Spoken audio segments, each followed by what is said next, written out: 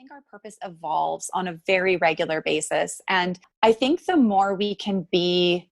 in tune to how we ourselves personally are feeling and reacting and showing up in the world on a daily basis, that can really be really small steps and ways to show up as authentically as you can in order to be aware of yourself and aware of how you're feeling. And by doing that,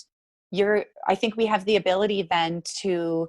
show up more authentically for our families and for our business and for the people that are in our life, and therefore help others show up authentically and be themselves. And I think it comes back to, from a starting point of really understanding your very own